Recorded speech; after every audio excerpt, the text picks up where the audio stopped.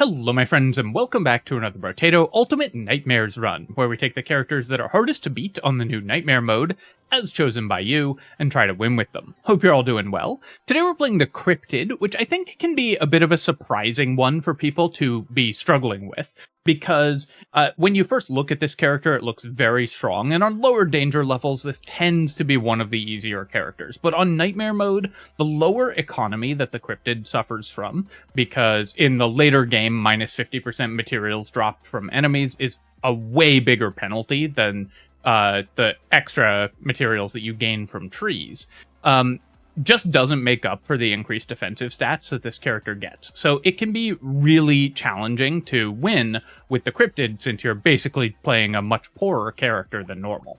There's a couple ways you can overcome this. You can use Stick, which is the normal pick for this character and is just a very, very powerful weapon. You can also use Thief Dagger, and that can kind of remove the minus 50% materials dropped from enemies penalty. But what I'm going to try here is using Sickle. This way we can build Harvesting, scale our economy that way, and the sickles will gain additional damage, and then use the defensive stats to make up for the fact that this is, in the beginning of the game, a relatively weak weapon, at least until you build a bunch of Harvesting. So I think that this makes the most sense as our way to build both damage and economy on the character at the same time. In the beginning of the run, I'm not going to be breaking any trees. Later on, we might start killing some trees and getting extra crate drops, because typically the way that this character wants to work is you want to transition from a tree-based economy with your passive to a luck-based economy, and an item like a bag will make a massive difference in allowing you to do that as well, where you break trees and get free items and have your economy show up that way. I'm going to lock both of these items and I'll roll, buy a sickle, roll, buy another sickle, and roll, really hoping that we roll into one more. I could buy the hiking pole here in order to get 4 support weapons. Let's actually do that. This gets me to 20 harvesting right away, so we're going to get a little bit of extra money this wave. We won't get the extra harvesting growth because we're at 20 and not 21, and it's 5% rounded up, but we will also, I think, get 1 extra range from the hiking pole, which, when we sell it later in order to transition to all sickles, will stick around. So, you know, we get the tiniest bit of value in the world there. But this way we have a lot of extra money early, and I can roll for harvesting again here. Keep rolling. I really want to pick up harvesting, so I'm rolling a bunch. We missed, so I guess I'll take an armor, and then we missed again. I'll take 5% crit chance just because it's a level 2 upgrade, and then we'll buy a sickle. Do I sell the hiking pole right away? I think I'll wait. It does mean that there's a chance that we roll into more hiking poles. Though we were lucky and rolled 2 sickles, but this way we've managed to get our full support weapon tag right away. Now here I got another hiking pole, so I could upgrade it, but let's actually just roll and look for more sickles, and I'll roll again. Now you can see the hiking poles are starting to show up, and that's a little unfortunate, but I'm going to keep rolling, and we'll lock another sickle, and then we'll be able to sell the hiking pole and get our sickles later. Given that I had a lot of money that shop, maybe I should have sold the pole at some point, but I think it made sense to make absolutely certain that we had the full support weapon tag this wave to try to maximize our income a little better.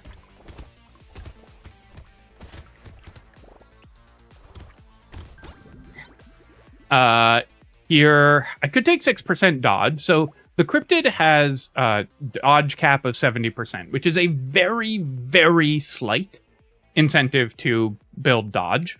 You don't actually get any dodge for free, so you still have to spend the full amount on that 70% dodge. And on this lower economy character, it's still often very difficult to build dodge, so typically I won't end up prioritizing dodge on the Cryptid, but 6% dodge early is a good reason to maybe consider that. And I think I will just take that, and then here I'm going to roll for harvesting. When you're using sickles, you want as much early harvesting as you can get, because not only does it scale your damage in the short term, the more harvesting you have, the more harvesting you get, and so it'll continuously scale your damage over time as well. Treasure Map and Bag are both really nice finds. That will enable me... I mean, I just banned Boxing Glove. We're not really planning to spend money on melee damage. We're just going to scale our weapons with harvesting instead. The Treasure Map and Bag are really nice because they mean that I can, if I break a tree by accident, or when we start breaking them on purpose, we're much more likely to get real value out of it. Basically, every time you kill a tree, so I killed one there, it costs you 9 materials on this character, because you get 12 if a tree is alive at the end of the round, but you drop 3 materials from the tree. I need to actually kill one just for the heal here, because I took too many hits. But you have a chance of dropping a crate, and if you do drop a crate, then it was really high value killing the tree. So you have to balance those things. Okay, I'll take 9% dodge. Now we actually have pretty good dodge, and then we'll take 3 armor here as well. Upgrade our sickle, buy a coffee. We'll buy acid, because my max HP was pretty bad.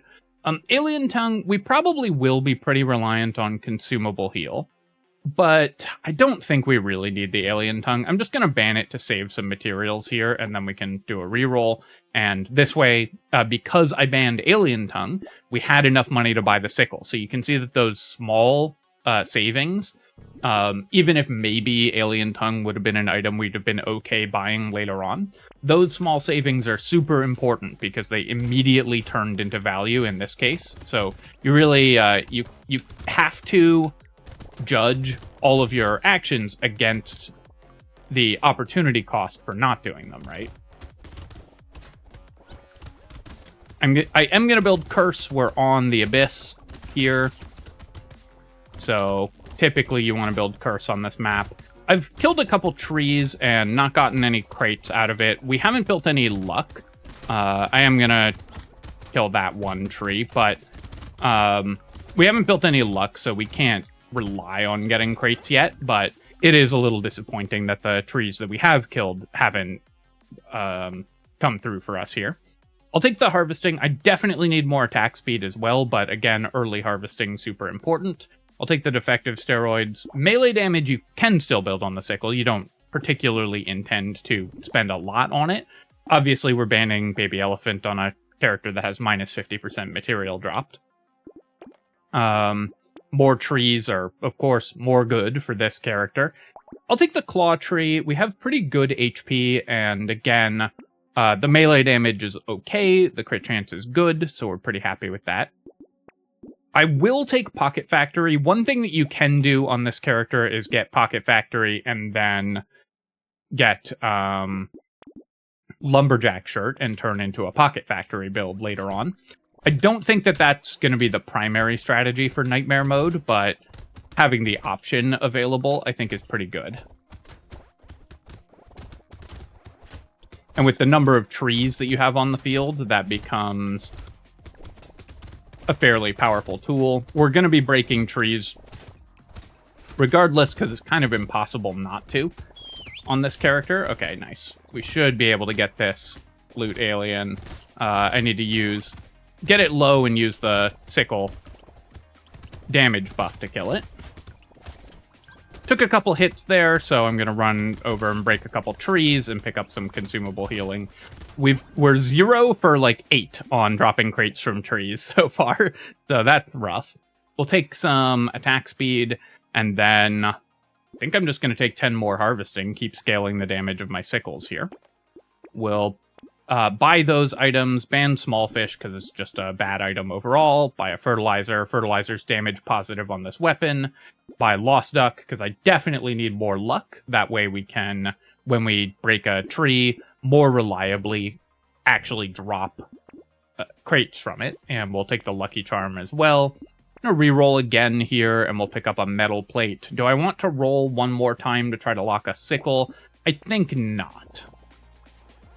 But you can see that because we're building harvesting with this character, and that's scaling our weapon damage, that's also overcoming one of the big challenges of playing the Cryptid, which is, by this point in the game on a normal Cryptid run, we would have less money than a normal character would, because the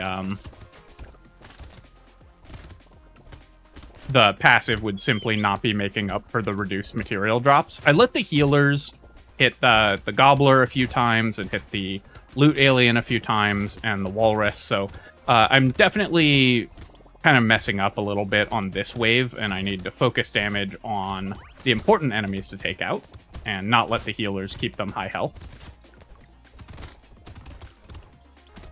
But because we have really good regeneration just from the existence of trees on the map, and we can always break a tree and get a consumable heal, we're relatively safe at this point. I'll take the lure here, and then I'll pick up 12% damage, because our percent damage is currently negative.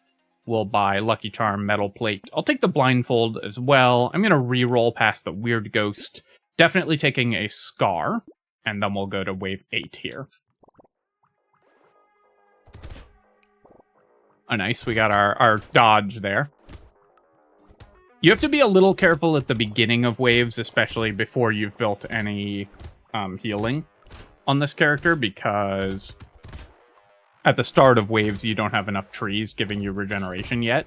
Later on, you're going to be really tanky, because every tree that's on the map gives you 3 regen, and so you end up with 20 or 30 regeneration for free if you're not killing too many trees. I needed to kill 1 tree there for the burst heal, because that, and I need to, yeah, 1 more there, because that let me go after the Loot Aliens a little more aggressively, just having more health in the moment. And we'll tank a bit, get that heal, and then we'll try to get this one. I can break those trees, and we did get both Loot Aliens at the end there. Pick up some more luck, and we'll grab the Ritual. The lifesteal, of course, is wasted on this character. You can't really use lifesteal, but we need more percent damage, and then we're going to pick up more armor as well. Here, I'm going to reroll. With 46 luck, I feel like I can get a higher level upgrade, and given that I've found a bunch of dodge already, I'm going to keep building dodge at this point. We'll buy a sickle upgrade, we'll combine and buy another one, buy a scar. I'm going to roll past the Ratzilla. I don't think we're that interested in that. Roll past all of this. Unfortunately, my move speed is too low to use Power Generator, but I can buy this sickle. I'll buy the Campfire as well. I'll need to fix my movement speed, but we want to start building regeneration really aggressively here. And then Wheelbarrow, I have to buy. It is a little painful to lose an armor, but our weapon scales off harvesting, so obviously we'll want to buy all the harvesting we have access to. I will take a good melee damage upgrade if one appears, like a +6 level up or a mastery or something like that.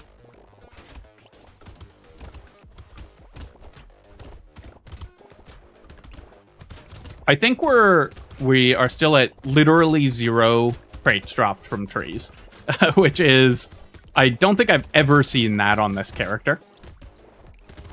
Maybe we've had 1. Okay, so there we had 1. So we're at either 1 or 2 at this point in the run. There we go. I just needed to start complaining about it a lot. I need to be really careful this wave, and I am going to break some trees. I would be really happy if I had some consumable healing, so I'm going to have to give up some money this wave, killing trees just to stay alive here, because the enhanced vampire squids are so dangerous. Metal detector, I will take. The extra luck is important. Obviously, we'll take Little Frog. I'll take another metal detector. We'll take a Broken Mouth, and then 20% attack speed is a massive upgrade for us. We'll buy Campfire, buy Wheelbarrow. My percent damage is so bad that I don't think we want Small Magazine here, but we'll definitely take Tree, upgrade our Sickle, buy a Feather as well, because we're still building Dodge, and we'll roll. My weapon attack speed is much faster than the Ball and Chain minimum, so we're going to pass on that, and we'll reroll here, lock a Cauldron as well. Yeah, 1 point of consumable healing, just a lemonade, would be so strong for this character right now. Right now, our defensive setup is a little bit suspect, just because we don't yet have enough regeneration, even with the free regen that we're getting from trees to heal through all of the potential incoming damage. And we don't have any other non-regen sources of healing yet. We don't have an adrenaline, we don't have a tentacle, we don't have cute monkey. Gonna clear all of those enemies. So I want to kill the lampreys, and before I start chasing after the loot alien. Now, the loot alien was nice to us and just stood where we were attacking the lampreys anyways, but we wanted to make certain that we were clearing the lampreys first, because chasing after loot aliens is pretty dangerous. You want to make sure that the most dangerous enemies on the field are gone before you do it. You do still want increased enemy spawns on this character, even at minus 50% material drops. We have a lot of luck, so enemies drop consumables and are still worth healing. This actually could be a spot where Alien Baby is okay. We have an elite coming up, so I need the HP. I'm probably not going to be able to kill the elite anyways, because our weapon damage is solid, but not amazing. So I think I am going to take the Alien Baby just as insurance to try to not die on the elite wave, and then we'll buy some more defensive stats here. We have pretty good crit chance, actually, already, so Hunting Trophy should pay off fairly quickly. And then we'll upgrade our sickle. I really don't love decreasing or capping my movement speed, but the regen is nice, and fixing the range penalty for this character is pretty powerful. So we're going to grab the shackles. We'll take the lighthouse as well. I'm going to skip out on alloy because we are building dodge. Lighthouse I'm building because we have a pocket factory, and 19 engineering for our pocket factory is actually not bad. The way that pocket factory works is it only counts once for lighthouse. Each new turret spawning doesn't count as a new structure. Lighthouse and similar items check how many structure items you have in your inventory, not how many structure entities there are on the field. So things like pocket factory or landmines won't reduce your engineering by more than one. I'll take the propeller hat. I think we can get away with the scarf. Triangle of Power is pretty dangerous on a short-ranged weapon like this with relatively slow attack speed. But might still be good anyways. I think I'll pass on it for now. Alright, this is always one of the hardest elites to fight. I am going to try to kill it here because even though I've increased its health, we also managed to get some additional damage output. We should have good enough defensive stats that I can tank a couple hits. And because it's this elite, I usually like to try to kill this one wherever possible, because I find it very dangerous to run away from it, since it always places its attacks under you.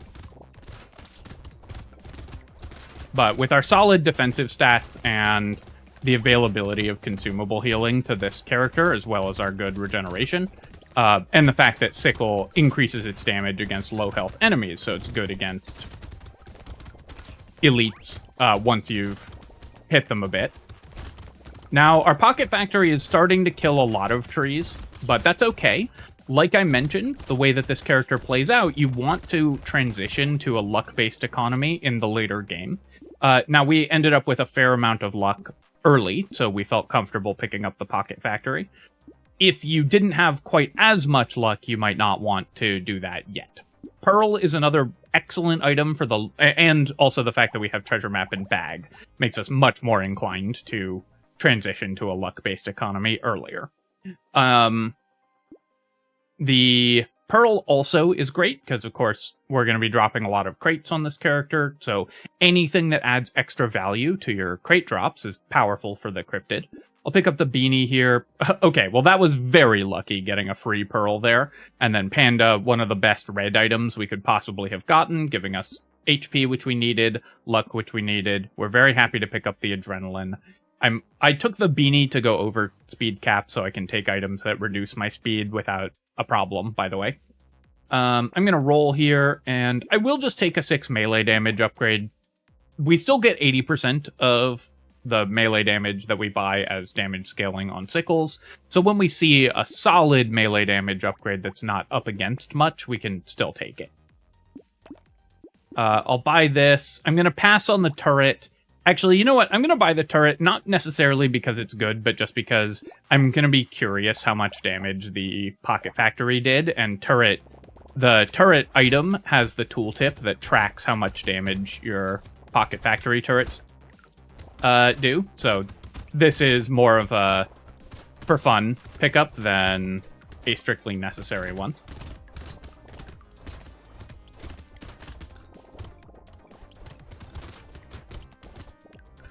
On this wave, we need to make certain that we're clearing out these clams quickly because they're going to be the most dangerous thing that we have to face.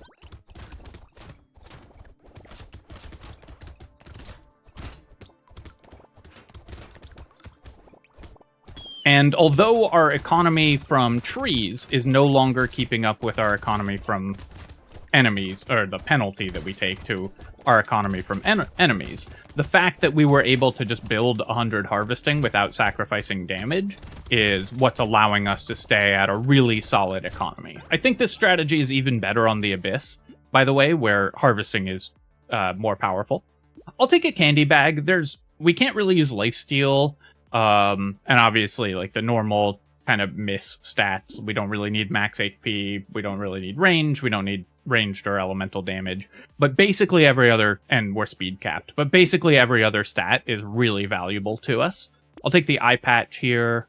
I will take the dodge, and I'm going to take some attack speed because my attack speed is quite low at this point. I'll buy sickle, leather vest, and turret.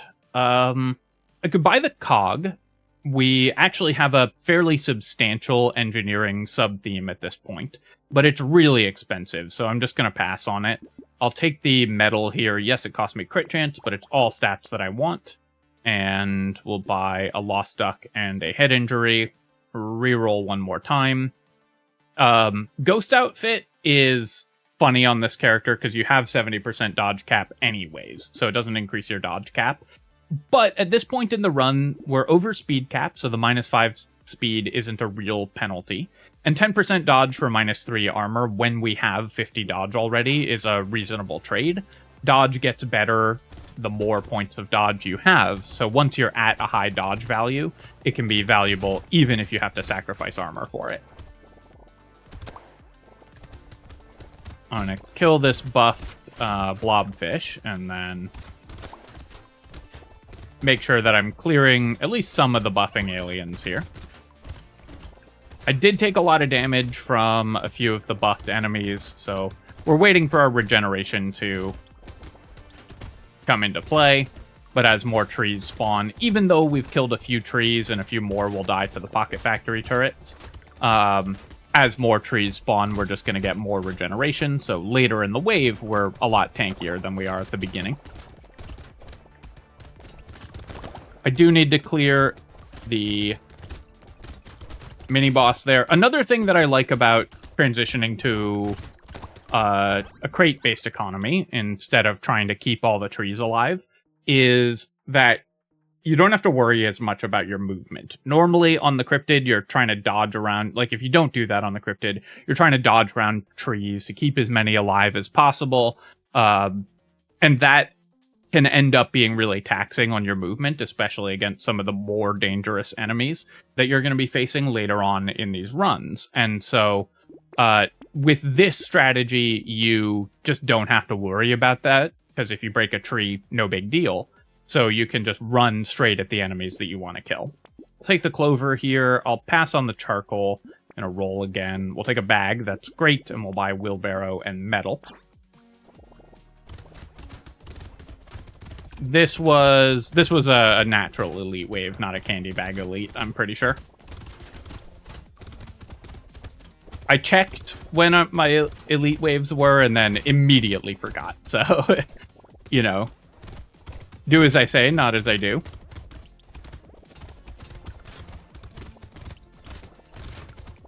All right, taking a few hits here because we missed some of our 60% dodges all in a row. And this is why, you know, you don't want to rely solely on dodge as your defensive stat. But we killed the elite.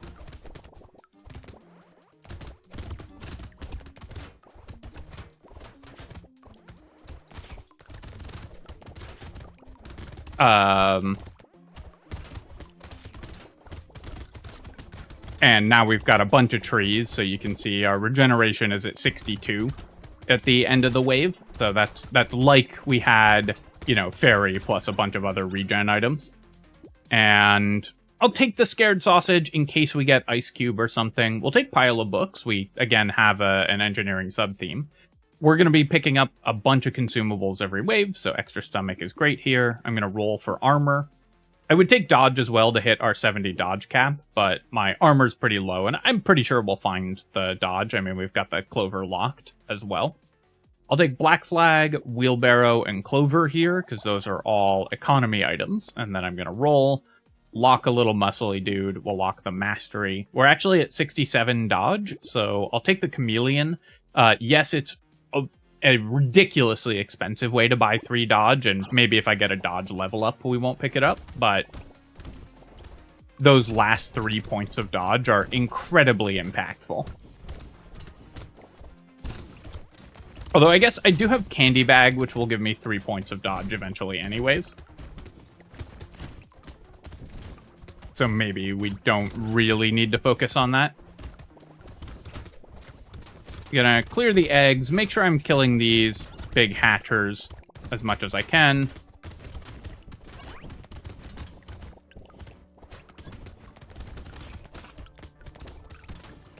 And just rely on being extremely tanky and having solid damage output to carry us through even these more difficult waves.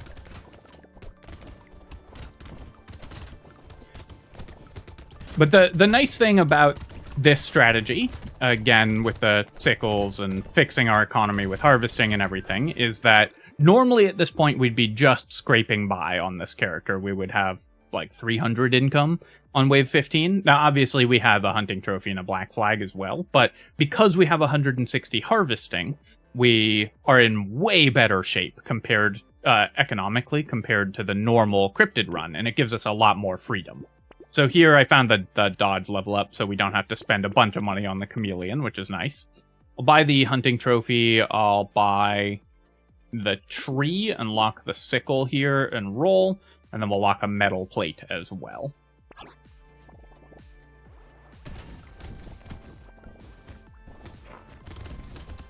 Another armor from the candy bag. Once again, want to thank the people who have been tracking candy bag stats in the comments, because it's always really fun to see the numbers that it actually produced. Got a crate drop out of that tree. I do think I've been quite unlucky overall with crate drops from trees.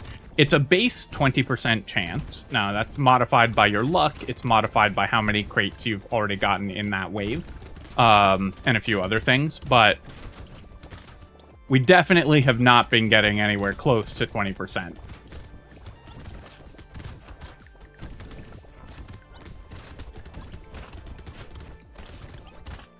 So basically what I'm doing at this point is I'm not running after the trees specifically, but I'm just ignoring them. I'm not really paying attention to whether I'm killing them or not. I'll take the blindfold, we'll take the lure, take 20 more luck.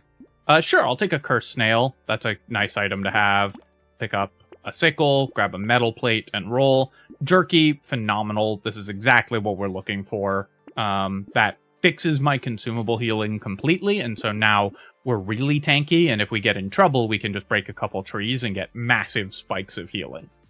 I'll take the dangerous bunny. I think I will still lock campfire. When you're building regen, you just want as much regeneration as you can get. And then I don't think we really care about the broken mouth. We have extra stomach, so we should be getting a lot of consumable healing. Okay, we did get a double elite spawn from the candy bag here, so I do need to be careful. These two elites are both dangerous by themselves, and also they're pretty hard to fight together, I think.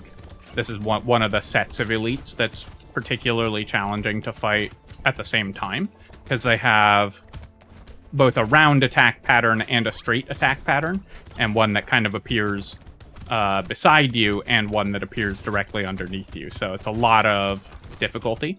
But basically, I just needed to wait until the midpoint of the wave, when enough trees have spawned and enough enemies are on the field to give us good consumable healing, and then we can just tank through it all. this was another case where it's very important as the Cryptid not to fight the Elite right from the beginning. At least, not to fight both Elite right from the beginning, because you don't have the regeneration or healing yet. And since our healing is so consumable healing focused, we needed a bunch of trees to spawn consumables, a bunch of trees to give us extra regen, and a bunch of enemies to spawn consumables in order to be comfortable tanking both Elites. I will pick up the Clover here. We'll grab a Peaceful Bee as well, because it's damage positive for us. Cursed Lantern, incredible. So that completely fixes our range penalty, which is fun. Also, we no longer have to worry about darkness waves at all. We'll take a Panda, take a Metal. So, fantastic item drops for us there. I'll take the +8 melee damage, just to make my weapons a little more powerful. We'll pick up the Pearl, grab all of these things, and roll. Keep picking up cursed items here. Alien Magic, I guess I'll take, just because I want the regen. And then Leather Vest I will pick up just for the armor. Obviously, the dodge at this point is wasted. We can take Spider if I want to, but it's not that important. For 24, I think I'll pass on the reroll.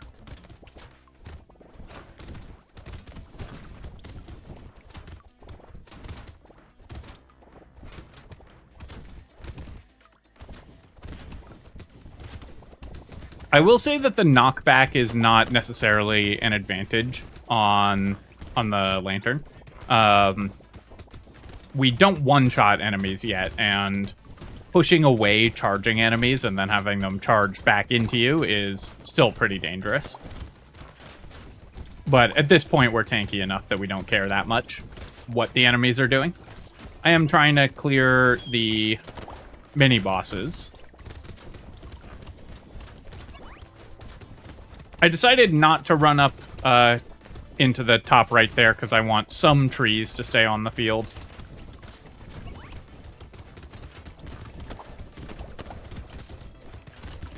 But again, the beauty of this strategy is that we don't really have to care about the trees that much. We don't have to pay attention to what's happening there. I guess I'll take the Wisdom when it's cheap. I'll recycle Gummy Berserker. We'll take more crit chance. I'll take Sift's Relic. That's mostly for the armor. We'll take a Cursed Cyber Ball as well. Buy all of these things. I'll buy the Hedgehog. Now I'll buy Triangle of Power. We just aren't taking that many hits in a given wave with 70% dodge.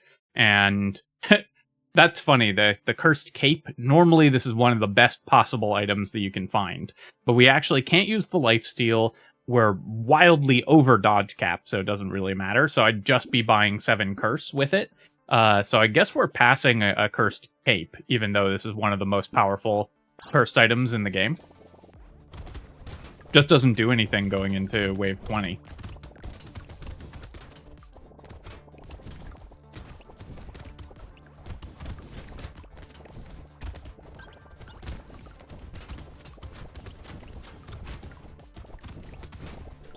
So if you can't make this plan work with the sickles, then stick is also a great option. You're going to be playing with lower economy, and you'll probably avoid breaking trees for much longer. But stick, of course, is just a very powerful weapon. It'll give you enough damage to try to protect yourself. But I think that this is the easiest way to win with the Cryptid on Nightmare mode, just because it lets you use the advantages of the character, but kind of bypass most of the penalties.